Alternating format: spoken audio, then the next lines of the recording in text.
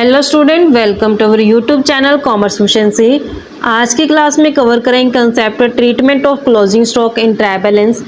इसे last class में हमने एग्जांपल कवर किया था ट्रायल बैलेंस का कि कैसे ट्रायल बैलेंस बनाए जाते हैं, डेबिट और क्रेडिट बैलेंस कौन से रहते हैं। लास्ट क्लास के अंदर कवर किया हमने कंसेप्ट।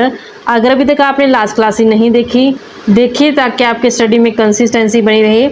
अगर अभी तक आपने मेरे यूट्यूब चैनल कॉमर्स एफिशिएंसी को सब्सक्राइब नहीं किया, सब्सक्राइब कीजिए और बेल आइकन जरूर प्रेस कीजिए ताकि जब भी मैं न्यू वीडियोस अपलोड करूं सबसे पहले नोटिफिकेशन के पास जाए।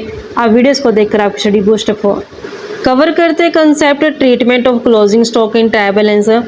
ज़्यादातर क्लोजिंग स्टॉक को हम ट्रायल बैलेंस के अंदर नहीं दिखाते क्योंकि जब ट्रेडिंग अकाउंट बनाया जाता है तो उस टाइम पे क्लोजिंग स्टॉक को दिखा दिया जाता है।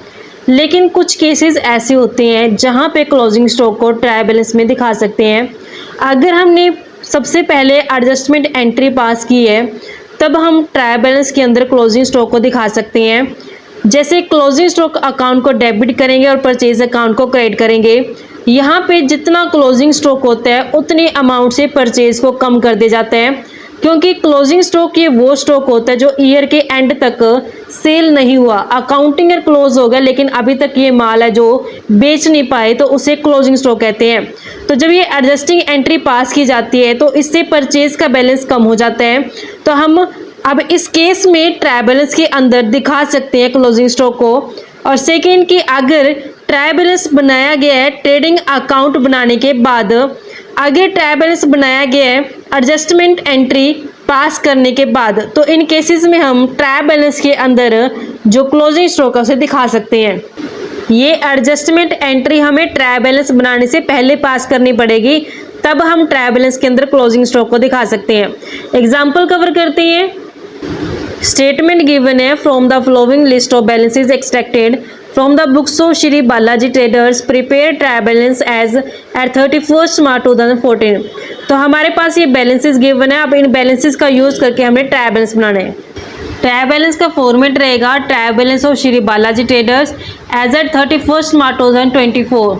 एज एट वर्ड इसलिए इस्तेमाल किया गया क्योंकि ये एक पार्टिकुलर डेट को बनाया जाता है, ना कि एक पार्टिकुलर पीरियड को। फर्स्ट कॉलम में नेम ऑफ अकाउंट आता है, फिर लेजर फोलियो, फिर डेबिट बैलेंस और क्रेडिट बैलेंस। सबसे पहले ओपनिंग स्टॉक दिखाया गया 1 अप्रैल 2023 का। ओपनिंग स्टॉक का बैलेंस हमेशा डेबिट होता है। ट्रायल बैलेंस के अंदर डेबिट बैलेंस के कॉलम में दिखाएंगे ओपनिंग स्टॉक 2,20,000 से। परचेज एक्सपेंस होती है, नॉमिनल अकाउंट के रूल के अकॉर्डिंग एक्सपेंस को डेबिट किया जाता है, तो परचेज को भी हमने डेबिट में दिखा देना है। सेल्स इनकम होते हैं, नॉमिनल अकाउंट के रूल्स के अकॉर्डिंग इनकम को क्रेडिट किया जाता है, तो क्रेडिट बैलेंस दिखाएंगे। ट्रायल बैलेंस दिखाते हैं। स्टॉक ओपनिंग स्टॉक है, डेबिट बैलेंस आते हैं 2,20,000 से। परचेज एक्सपेंस है, नॉमिनल अकाउंट के रूल के अकॉर्डिंग डेबिट बैलेंस है 25,75,000 से। सेल्स इनकम है, नॉमिनल अकाउंट के रूल के अकॉर्डिंग क्रेडिट की जाती है 36,18,000 से। नेक्स्ट कैरीज इनवर्ड और कैरीज आउटवर्ड, ये दोनों ही कॉस्ट ऑफ ट्रांसपोर्टेशन आती है। लेकिन डिफरेंस क्या है कि जो कैरीज इनवर्ड होती है ये गुड्स को परचेज करने से रिलेटेड होती है, कैरीज आउटवर्ड गुड्स को सेल करने से रिलेटेड होती है। कैरीज इनवर्ड जैसे कि हमने कच्चा माल खरीदा है, कच्चे माल को गोदाम तक पहुंचाने के लिए जो कॉस्ट ऑफ ट्रांसपोर्टेशन पे की गई है उसे कैरीज इनवर्ड बोला जाता है। ये प्राइमरी कॉस्ट होती है, ट्रेडिंग अकाउंट के अंदर आती है। कैरीज आउटवर्ड जब गुड्स को सेल किया जाते हैं तो बिजनेस से गुड्स को कस्टमर तक पहुंचाने के लिए जो कॉस्ट ऑफ ट्रांसपोर्टेशन आती है उसे कैरीज आउटवर्ड बोलते हैं। ये ऑपरेशनल कॉस्ट होती है, इस कारण से प्रॉफिट एंड लॉस अकाउंट के अंदर दिखाया जाता है। ये ट्रेडिंग अकाउंट की डेबिट साइड जाती है, ये प्रॉफिट एंड लॉस अकाउंट की डेबिट साइड जाती है। इसका डिटेल वीडियो ना मेरे यूट्यूब की वीडियो के ऊपर शॉर्ट वीडियोज़ में डाला हुआ है। आपने अगर डिटेल में देखना है तो आप समझ सकते हैं, उसमें सर्च कर लेना कैरीज इनवर्ड कैरीज आउटवर्ड का मीनिंग क्या है अकाउंटिंग में। बाय कॉमर्स एफिशिएंसी चैनल का नाम लिख के आप सर्च कर लेंगे तो मेरा डिटेल वीडियो जो शॉर्ट वीडियोस के अंदर आ जाएगा। कैरीज इनवर्ड अमाउंट है 3,000 रुपये से। कैरीज आउटवर्ड अमाउंट है कैरीज आउटवर्ड का 1,200 रुपये से। नेक्स्ट आते हैं रिटर्न इनवर्ड। कि वापस आ गया माल, जब माल को सेल किया होगा तभी वो वापस आया होगा ना, तो ये क्या है, सेल्स रिटर्न है। नॉमिनल अकाउंट के अकॉर्डिंग सेल्स इनकम होते क्रेडिट की जाती है। जब सेल्स रिटर्न हो जाती है तो उससे इनकम कम हो जाती है, इसका आंसर से डेबिट करते हैं। तो हम रिटर्न इनवर्ड को डेबिट करेंगे 85,000 रुपये से। नेक्स्ट आते हैं रिटर्न आउटवर्ड मतलब कि वापस कर दिया माल, जब परचेज किया होगा तभी वापस किया जाएगा ना, तो ये परचेज रिटर्न होती है। परचेज नॉमिनल अकाउंट के रूल के अकॉर्डिंग एक्सपेंस होती है, डेबिट की जाती है। परचेज रिटर्न करने से एक्सपेंस कम हो जाते हैं, जिसका आंसर वो क्रेडिट हो जाते हैं। रिटर्न आउटवर्ड को क्रेडिट में दिखाएंगे, अमाउंट 20,000 रुपये से। डेटर्स असेट्स होती है, असेट्स का बैलेंस हमेशा डेबिट आएगा 3,20,000 से। क्रेडिटर्स लाइबिलिटी होती है, लाइबिलिटी हमेशा क्रेडिट बैलेंस आती है 1,74,000 से। डेटर्स असेट्स से डेबिट बैलेंस आएगा 3,20,000 से। क्रेडिटर्स लाइबिलिटी है, हमेशा क्रेडिट बैलेंस आएगा 1,74,000 से। नेक्स्ट बैड डेट है, नॉमिनल अकाउंट के रूल के अकॉर्डिंग डेबिट किए जाएंगे। स्टेशनरी खर्चा है, नॉमिनल अकाउंट के रूल के अकॉर्डिंग डेबिट किया जाएगा। इंश्योरेंस खर्चा पे किया गया है, नॉमिनल अकाउंट के रूल के अकॉर्डिंग डेबिट किया जाएगा। वेज एंड सैलरी एक्सपेंस है, डेबिट की जाएगी नॉमिनल अकाउंट के रूल के अकॉर्डिंग। बैड डेट को डेबिट बैलेंस में दिखाएंगे, बैड डेट का अमाउंट है 6,000 रुपये से। स्टेशनरी एक्सपेंस है, डेबिट बैलेंस आएगा 4,200 रुपये से। इंश्योरेंस पे किया गया है, एक्सपेंस है, डेबिट बैलेंस आएगा 3,400 से। वेजेस एंड सैलरी एक्सपेंस है, डेबिट बैलेंस आएगा 1,85,000 रुपये से। नेक्स्ट इन्वेस्टमेंट है, इन्वेस्टमेंट असेट्स होती है, असेट्स का बैलेंस हमेशा ही डेबिट रहते हैं। इंटरेस्ट ऑन इन्वेस्टमेंट रिसीव हुआ है ये, तो ये नॉमिनल अकाउंट के रूल के अकॉर्डिंग क्रेडिट में जाएगा। कैश एट बैंक असेट्स से हमेशा डेबिट बैलेंस रहेगा। प्रीमाइसेस असेट्स है, फिक्सचर असेट्स से हमेशा डेबिट बैलेंस रहेगा। मिसलेनियस एक्सपेंस ये डेबिट बैलेंस रहेगा। इनकम है, क्रेडिट बैलेंस रहेगा। लोन फ्रॉम आईसीआईसी बैंक लिया गया लोन, तो लायबिलिटी है, क्रेडिट बैलेंस रहेगा। जो इस लोन के ऊपर इंटरेस्ट पे किया गया एक्सपेंस है, डेबिट बैलेंस रहेगा। इन्वेस्टमेंट असेट्स होती है, हमेशा डेबिट बैलेंस आएगा। अमाउंट है 3 लाख रुपए।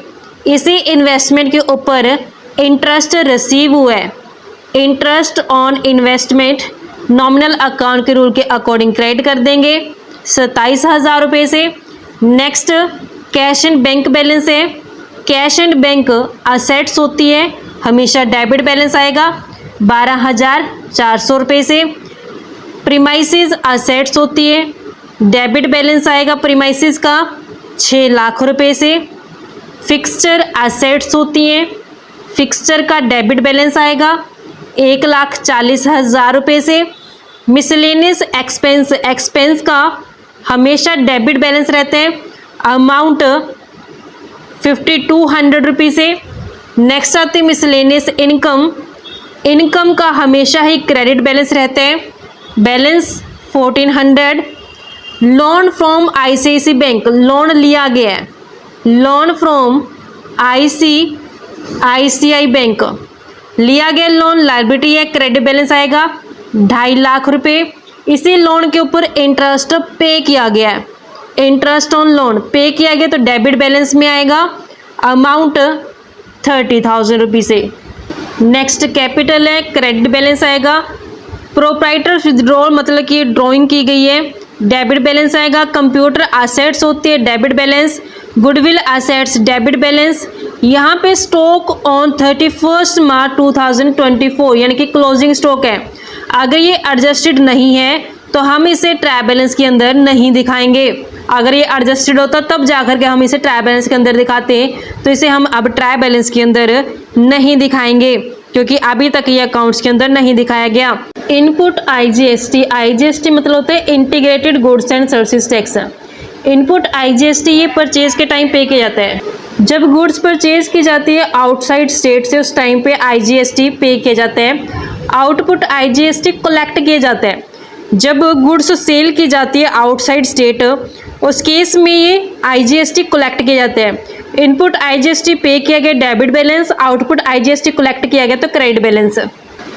कैपिटल का बैलेंस क्रेडिट होता है क्योंकि ये लायबिलिटी साइड दिखाई जाती है। कैपिटल 7 लाख रुपए से क्रेडिट बैलेंस में जाएगी। प्रोप्राइटर्स विड्रॉ यानी कि जो ड्राइंग होती है हमेशा इसका डेबिट बैलेंस होते हैं, 60,000 से डेबिट बैलेंस में आएगी। कंप्यूटर असेट्स होती है, डेबिट बैलेंस होते हैं हमेशा असेट्स का 90,000 रुपये से। कंप्यूटर के बाद गुडविल असेट साइड जाती है, डेबिट बैलेंस आएगा गुडविल का 1,60,000 रुपये से। नेक्स्ट हमारे पास इनपुट IGST पे की गई है। इनपुट IGST तो डेबिट बैलेंस है 40,000 रुपये। आउटपुट IGST कलेक्ट किया गया, क्रेडिट बैलेंस आएगा 50,000 रुपये से। अब हम क्लोज करते हैं। डेबिट बैलेंस 48,40,400 टोटल बनते हैं। क्रेडिट बैलेंस 48,40,400 टोटल बनते हैं। दोनों ही डेबिट और क्रेडिट बैलेंस है जो ट्रायल बैलेंस के वो टैली हो जाते हैं। इसका मतलब ये है कि जितने भी लेजर्स अकाउंट बनाए गए वो बिल्कुल अर्थमेटिक एक्यूरेट हैं। आई होप आपको आज का कंसेप्ट क्लियर हो गया है। नेक्स्ट क्लास में कवर करेंगे नया एग्जाम्पल। इसमें नया क्या है कि इसमें ट्रायल बैलेंस बनाने के बाद कुछ एंट्रीज रिकॉर्ड करनी रह जाती हैं, कैसे उन्हें रिकॉर्ड किया जाएगा और कैसे रीड्राफ्ट करेंगे ट्रायल बैलेंस को। क्योंकि हमारे पास जो ये ट्रायल बैलेंस दे रखा है, इस ट्रायल बैलेंस को ये एंट्रीज पास करने के बाद रीड्राफ्ट करना है, दोबारा से बनाना है। तो कैसे ये कंसेप्ट कवर करेंगे नेक्स्ट क्लास के अंदर। ऐसे ही रेगुलर क्लासेस के लिए आप मेरे यूट्यूब चैनल कॉमर्स एफिशिएंसी को सब्सक्राइब, लाइक और शेयर करें। बेल आइकन जरूर प्रेस करें ताकि जब भी मैं न्यू वीडियोस अपलोड करूं सबसे पहले नोटिफिकेशन आपके पास जाए, आप वीडियोस को देखकर आपकी स्टडी बूस्ट अप हो।